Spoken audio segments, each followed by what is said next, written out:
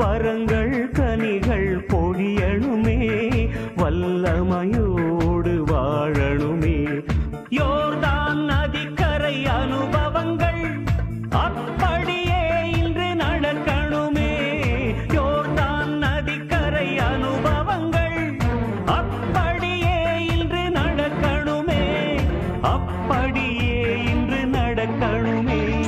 வானம் திறந்து வெண்புறா போல இறங்கி வர வேண்டும், தேவ வல்லமை தர வேண்டும், தேவ வல்லமை தர வேண்டும். யோர்தான் நதிக்கரை அனுபவங்கள்